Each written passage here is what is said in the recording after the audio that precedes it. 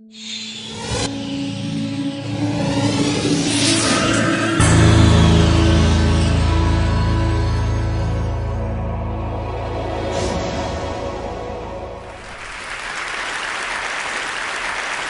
am a cultural omnivore, one whose daily commute is made possible by attachment to an iPod that contains Wagner and Mozart, pop diva Christina Aguilera, country singer Josh Turner, gangster rap artist Kirk Franklin, concerti, symphonies, and more. I'm a voracious reader, a reader who deals with Ian McEwan down to Stephanie Meyer. I have read the Twilight tetralogy, and one who lives for my home theater. A home theater where I devour DVDs, video on demand, and for a lot of television. For me, Law & Order SVU, Tina Fey and 30 Rock, and Judge Judy. The people are real, the cases are real, the rulings are final. Now, I'm convinced a lot of you probably share my passions, especially my passion for Judge Judy, and you'd fight anybody who attempted to take her away from us. But I'm a little less convinced that you share the central passion of my life, a passion for the live professional performing arts. Performing arts that represent the orchestral repertoire, yes, but jazz as well, modern dance, opera, theater, and more. You know, frankly, it's a sector that many of us who work in the field worry is being endangered and possibly dismantled by technology. While we initially heralded the internet as the fantastic new marketing device that was going to solve all our problems, we now realize that the internet is, if anything, too effective in that regard. Depending on who you read, an arts organization or an artist who tries to attract the attention of a potential single-ticket buyer now competes with between 3,000 and 5,000 different marketing messages a typical citizen sees every single day. We now know, in fact, that technology is our biggest competitor for leisure time. 5 years ago, Gen Xers spent 20.7 hours online and TV, the majority on TV. Gen Yers spent even more, 23.8 hours, the majority online. And now a typical university entering student arrives at college already having spent 20,000 hours online and an additional 10,000 hours playing video games. A stark reminder that we operate in a cultural context where video games now outsell music and movie recordings combined. Moreover, we're afraid that technology has altered our very assumptions of cultural consumption. Thanks to the internet, we believe we can get anything we want, whenever we want it, delivered to our own doorstep. We can shop at 3 in the morning or 8 at night, ordering jeans tailor-made for our unique body types. Expectations of personalization and customization that the live performing arts, which have set curtain times, set venues, attendant inconveniences of travel, parking, and the like, simply cannot meet. And we're all acutely aware what's it going to mean in the future when we ask someone to pay $100 for a symphony, opera, or ballet ticket, when that cultural consumer is used to downloading on the internet 24 hours a day for 99 cents a song or for free. These are enormous questions for those of us that work in this terrain.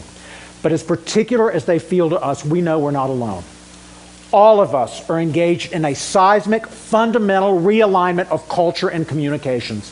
A realignment that is shaking and decimating the newspaper industry, the magazine industry, the book and publishing industry, and more.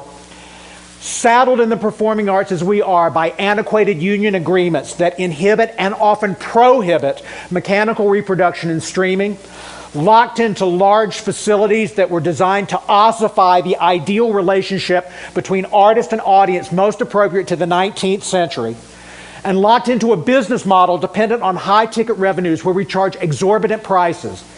Many of us shudder in the wake of the collapse of Tower Records and ask ourselves, are we next? Everyone I talk to in performing arts resonates to the words of Adrienne Rich, who in Dreams of a Common Language wrote, "We are out in a country that has no language, no laws. Whatever we do together is pure invention. The maps they gave us are out of date by years." And for those of you who love the arts, aren't you glad you invited me here to brighten your day? Now, rather than saying that we're at the brink of our own annihilation, I prefer to believe that we are engaged in a fundamental reformation. A reformation like the religious reformation of the 16th century. The arts reformation, like the religious reformation, is spurred in part by technology, with indeed the printing press really leading the charge on the religious reformation. Both reformations are predicated on fractious discussion, internal self-doubt, and massive realignment of antiquated business models. And at heart, both reformations, I think, were asking the questions, who's entitled to practice? How are they entitled to practice? And indeed, do we need anyone to intermediate for us in order to have an experience with a spiritual divine? Chris Anderson, someone I trust you all know, editor-in-chief of Wired magazine and author of The Long Tail, really was the first for me to nail a lot of this.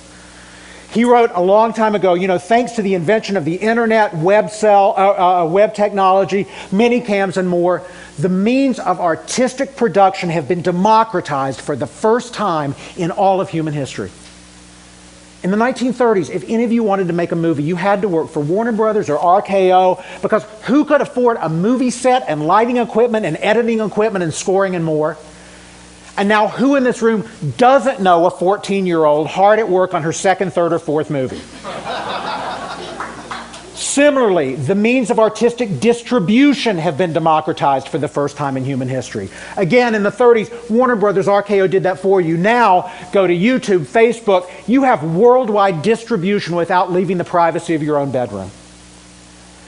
This double impact is occasioning a massive redefinition of the cultural market, a time when anyone is a potential author. Frankly, what we're seeing now in this environment is a massive time when the entire world is changing as we move from a time when audience numbers are plummeting, but the number of arts participants, people who write poetry, who sing songs, who perform in church choirs, is exploding beyond our wildest imaginations.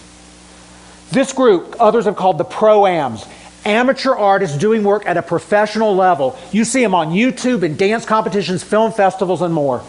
They are radically expanding our notions of the potential of an aesthetic vocabulary while they are challenging and undermining the cultural autonomy of our traditional institutions.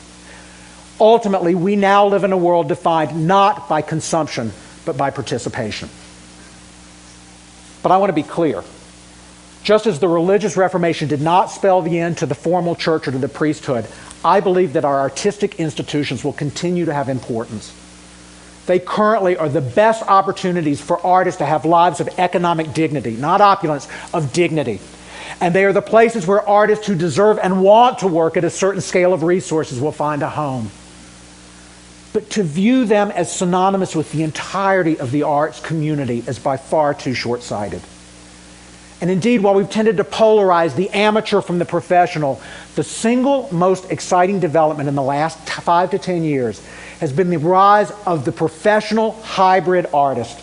The professional artist who works not primarily in the concert hall or on the stage, but most frequently around women's rights or human rights, around global warming issues or AIDS relief or more, not out of economic necessity, but out of a deep organic conviction that the work that she or he is called to do cannot be accomplished in the traditional Hermetic arts environment. Today's dance world is not defined solely by the Royal Winnipeg Ballet or the National Ballet of Canada, but by Liz Lerman's Dance Exchange, a multi-generational professional dance company whose dancers range in age from 18 to 82 and who work with genomic scientists to embody the DNA strand and with nuclear physicists at CERN. Today's professional theater community is defined not only by the Shaw and Stratford festivals, but by the Cornerstone Theater of Los Angeles, a collective of artists that after 9/11 brought together 10 different religious communities: the Baha'i, the Catholic, the Muslim, the Jewish, even the Native American and the gay and lesbian communities of faith, helping them create their own individual plays and one massive play where they explored the differences in their faith and found commonality as an important first step toward cross-community healing. Today's performers like Rodessa Jones work in women's prisons, helping women prisoners articulate the pain of incarceration, while today's playwrights and directors work with youth gangs to find alternate channels to violence, and more and more and more. And indeed, I think rather than being annihilated, the performing arts are poised on the brink of a time where we will be more important than we have ever been. You know, we've said for a long time we are critical to the health of the economic communities in your town, and absolutely. I hope you know that every dollar spent on a performing arts ticket in a community generates $5 to $7 additional dollars for the local economy. Dollars spent in restaurants or on parking, at the fabric stores where we buy fabric for costumes, the piano tuner who tunes the instruments, and more. But the arts are going to be more important to economies as we go forward, especially in industries we can't even imagine yet, just as they have been central to the iPod and the computer game industries, which few, if any of us, could have foreseen 10 to 15 years ago. Business leadership will depend more and more on emotional intelligence, the ability to listen deeply, to have empathy, to articulate change, to motivate others, the very capacities that the arts cultivate with every encounter. Especially now, as we all must confront the fallacy of a market-only orientation uninformed by social conscience. We must seize and celebrate the power of the arts to shape our individual and national characters, and especially characters of the young people who all too often are subjected to bombardment of sensation rather than digested experience. Ultimately, especially now in this world where we live in a context of regressive and onerous immigration laws, in reality TV that thrives on humiliation, and in a context of announcements where the thing we hear most repeatedly, day in, day out in the United States, in every train station, every bus station, every plane station, is, ladies and gentlemen, please report any suspicious behavior or suspicious individuals to the authorities nearest you. When all of these ways we are encouraged to view our fellow human being with hostility and fear and contempt and suspicion. The arts, whatever they do, whenever they call us together, invite us to look at our fellow human being with generosity and curiosity. God knows if we have ever needed that capacity in human history, we need it now.